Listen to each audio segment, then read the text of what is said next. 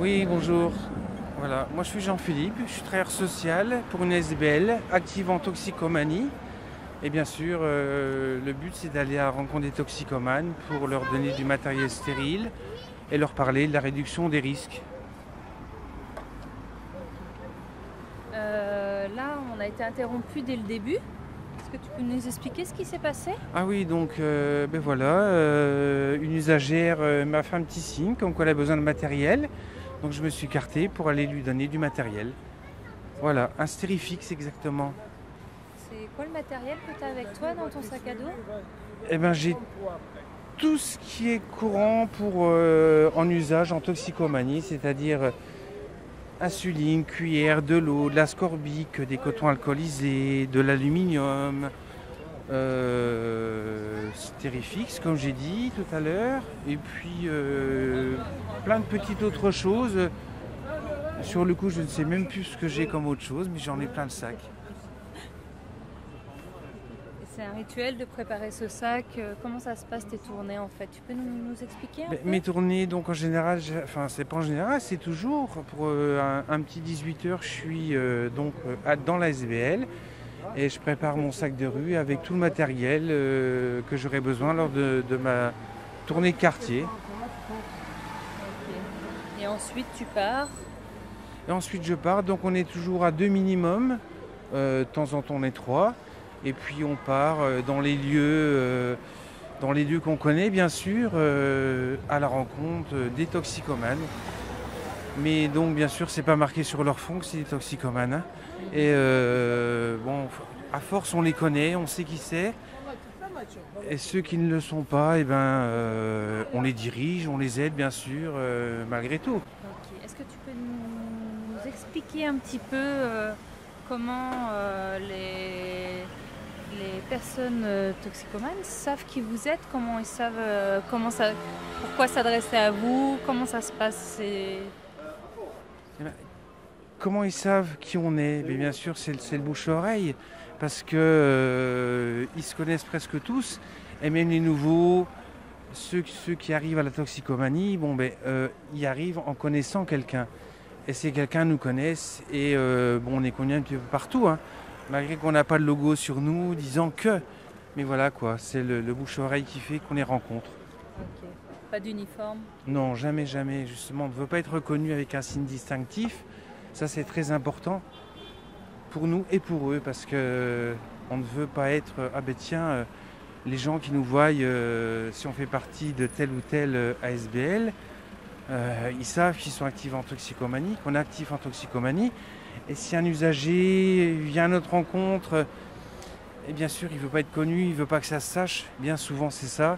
Et puis bon, ben, si on a un signe distinctif, ils savent, ils viennent nous voir pour ça justement.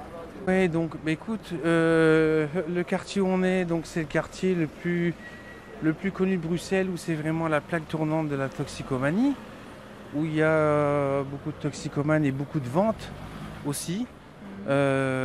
Et voilà quoi, donc Comment vous repérez ça? Comment vous êtes au courant? Qu'est-ce qui fait que c'est reconnu comme ça? qu'est-ce qui fait que c'est reconnu comme ça? Eh bien, on sait aussi, on le sait bien sûr, parce que on a pas mal d'usagers qui passent chez nous à l'SBL et qui nous parlent, qui nous disent, et on le sait, c'est connu de tout Bruxelles que c'est l'endroit connu pour ça, quoi. Et on parle de toxicomanie, mais j'imagine qu'on parle de toutes les formes de toxicomanie, ou il y a quand même quelque chose de particulier dans le quartier où on est, par exemple, Quelque chose de particulier, pas vraiment, mais ici, oui, ici c'est vraiment, il y a, je dirais, il y a autant d'injecteurs que de fumeurs sur alu, quoi, Ok. ou fumeurs sur pipe. On a besoin d'avoir une image On est dans mentale un quartier du plutôt quartier. bourgeois ou plutôt... Non, on est plutôt comment dans tu un décrirais? quartier relativement défavorisé, puisqu'on est à Molenbeek. Donc Molenbeek est connu dans le monde entier aujourd'hui, hein, C'est bien. malheureusement. Mais je ne sais pas vraiment si c'est une anecdote, mais Un exemple, on en a encore parlé tout dernièrement avec les collègues en réunion. Un exemple, c'est que malgré tout ce qu'on apporte comme solution et malgré la réduction des risques, encore récemment, on a une usagère qui est toxicomane qui s'injecte, qui ne prend aucun soin, qui fait ça vraiment. C'est de l'autodestruction, quoi, parce qu'elle s'injecte, elle se pique, elle n'arrive pas, elle recommence ailleurs, elle n'est même pas dans une veine, et elle a gros problème, et donc elle attrape des abcès, c'est un gros problème, quoi. Malgré toutes les recommandations qu'on lui fait, malgré ce qu'on lui montre, comment faire et tout, voilà, c'est de l'autodestruction de sa part. Notre travail ne s'arrête jamais, jamais, jamais, jamais. Parce que c'est toujours un recommencement. Et tous les jours, c'est le même travail, quoi. Presque tous les jours, c'est le même travail. Donc tu nous racontais, donc dans l'équipe, il y a des infirmières de rue, c'est ça? Oui, non, pas les infirmières de rue. On a 3 infirmières. Ah, c'est différent, les infirmières de rue. Oui, bien sûr. Oui, voilà. Donc on a 3 infirmières dans la SBL, mais de temps en temps, il y en a une qui vient en rue avec nous. D'accord. Voilà, parce que leur tâche principale, c'est d'être au comptoir, puisqu'on a beaucoup plus de gens qui viennent au comptoir, qui ont besoin de soins. Et on a un médecin aussi, hein. On a 2 permanences médecins par semaine.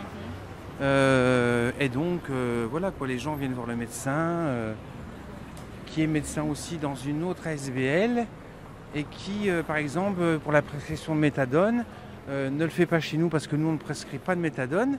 Mais ce médecin dirige sur l'autre SBL où il travaille en général, voilà. Et le lendemain, il leur donne rendez-vous le lendemain, il les voit le lendemain sur place, voilà. Tu peux expliquer un peu ce que c'est le comptoir?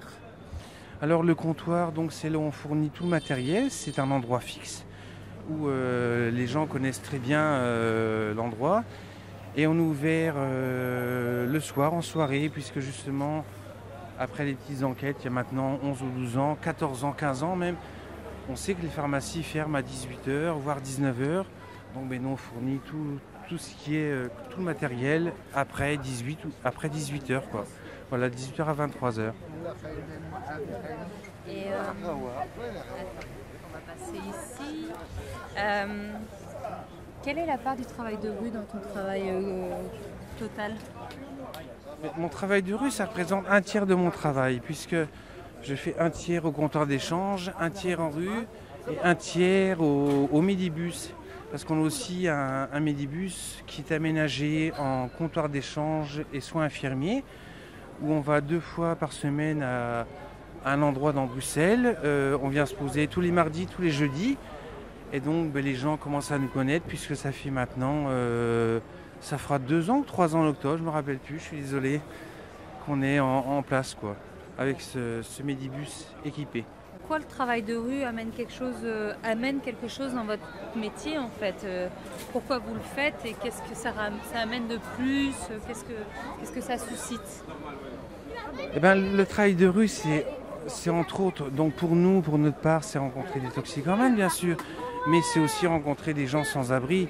C'est les identifier parce qu'ils sont à la rue, c'est les aider, c'est les diriger, c'est... Voilà, quoi. Tu penses Oui, et aussi donc surtout donc les gens en rue sont des exclus en général. Et puis ils ne connaissent pas grand-chose. Et donc on a aussi un service social. Et les gens en rue qu'on rencontre, on les dirige aussi vers le service social, qui est notre service social. Et puis à partir de là, tout se met en marche et pour bénéficier aussi bien du CPAS, du minimum, du Minimex, de plein de choses, quoi. Ici, on est sur une place. Ouais. Je vois qu'il y a beaucoup de monde. C'est habituel, il y a toujours beaucoup de gens ici. Mais c'est habituel à partir du moment où il fait beau, quoi, hein. Dès qu'il fait beau, les gens sortent et il y a beaucoup plus de gens. Et ici, tu as l'habitude de croiser du monde, c'est vraiment un des endroits ou c'est surtout un lieu où tu passes pour aller à un autre espace où tu croises les gens? Non, c'est un lieu où je passe, oui, exactement. Pour aller à un autre endroit, on va y arriver là. Donc c'est une station de métro et puis en général, on rencontre toujours des toxicomanes à cet endroit qui ont besoin de nous, quoi, qui ont besoin de notre aide, qui ont besoin de matériel. Ces personnes, je me trompe peut-être, mais j'ai l'impression que tu les croises surtout autour des stations de métro. C'est plus des lieux... il y a quelque chose de typique un peu sur les lieux où tu rencontres les personnes toxicomanes, ou c'est très diversifié dans les espaces de la ville? Non, c'est vrai que c'est souvent les métros, pas loin des métros, parce que dès qu'il pleut, ils peuvent aller se mettre à l'abri. Pour préparer leur matériel aussi, ils sont à l'abri et puis ils peuvent relativement se cacher, quoi, parce que dans toutes les stations de métro il y a des coins à circuler où ils peuvent ne pas se faire voir. Voilà. Le fait d'avoir une équipe avec des femmes ou que des hommes ou quoi, ça serait différent? Non, pas C'est vraiment. équilibre, c'est comment ça se passe? Non, non.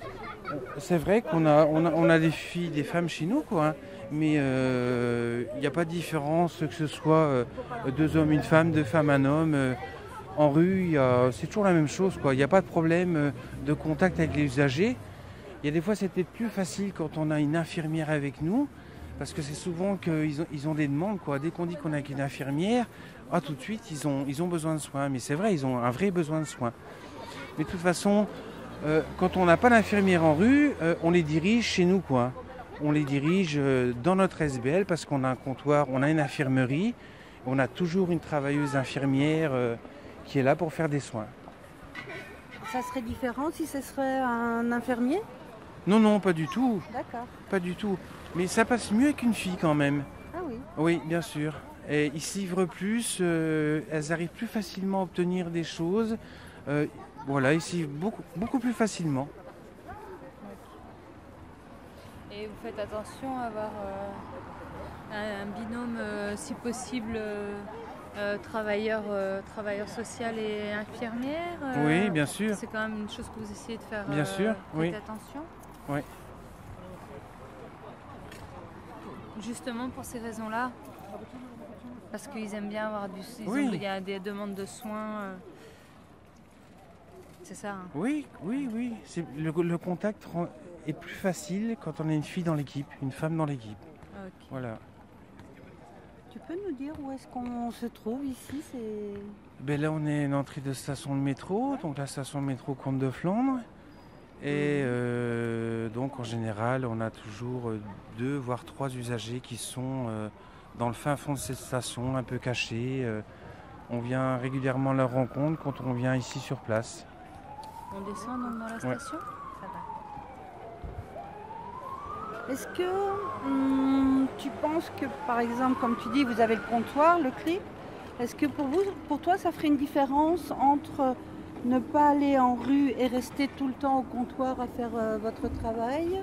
Est-ce que ce serait la même chose ou il y aurait une différence? Non, Est-ce que pour vous, la rue est vraiment indispensable? Oui, bien sûr, la rue est indispensable. En quoi elle peut être indispensable? Mais parce qu'il y a des usagers qui ne prennent pas la peine d'aller dans les structures pour toxicomanes, pour avoir du matériel stérile. Et puis, bien sûr, comme c'est connu, l'hépatite court toujours et court énormément. Et surtout en toxicomanie, malgré tout ce qu'on fait, il y a quand même 70% de toxicomanes qui ont l'hépatite. Et pour éviter ça, justement, on va leur rencontre pour leur donner du matériel stérile à usage unique. Encore une fois, j'insiste bien, ils l'utilisent une fois, voire 2 fois. Mais il y en a qui ne se donnent pas la peine d'avoir du matériel stérile et qui ramassent des insulines qu'ils trouvent et puis qui s'injectent avec ça. Et voilà, c'est comme ça qu'ils attrapent des maladies, c'est comme ça qu'ils attrapent des abcès, de gros problèmes. Et donc, si je te comprends bien, réduction des risques, c'est une question aussi de santé publique. Bien sûr, exactement. Oui. Ok. Et là, maintenant, qu'est-ce qu'on fait? Là, maintenant, voilà, on est dans la station et puis on va descendre encore d'un étage et je vais aller à la rencontre d'usagers. Est-ce que tu peux nous partager ce qui, pour toi, fait la spécificité du travail de rue, ce en quoi tu crois, ce qui fait que tu es qui tu es en tant que travailleur de rue? Question compliquée à laquelle je vais répondre quand même. Qu'est-ce qui fait la spécificité du travail de rue? C'est justement que les usagers font confiance en quelqu'un, savent qu'ils peuvent compter sur quelqu'un Et voilà, et donc voilà, on est sur le lieu que je vous parlais tout à l'heure, il n'y a personne. En off, tout à l'heure, tu nous as vraiment parlé de ton plaisir à venir au travail, à faire ce travail-ci. Et qu'est-ce qui, d'après toi, t'anime? Qu'est-ce qui fait que toi, Jean-Philippe, t'aimes ce travail, qui est le travail de rue? Mais moi j'aime ce travail, pourquoi? Parce que, comme je viens de dire, les usagers peuvent compter sur nous. Ils savent qu'on est là, ils savent qu'on fait quelque chose pour eux. Et voilà, ils comptent sur nous pour plein de choses. Et on est toujours là pour les aider, quoi. La moindre petite demande, on est là pour y répondre. Et on les aide un maximum. Qu'est-ce que tu auras envie de dire à un jeune travailleur de rue qui commence sur son terrain?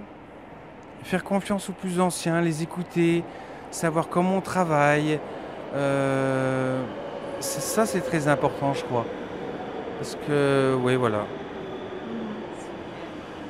Tu veux rajouter quelque chose? Non, j'aime mon travail. J'aime faire mon travail, voilà. J'adore mon travail. Et c'est pas demain que j'arrêterai. Super, merci beaucoup. Mais de rien.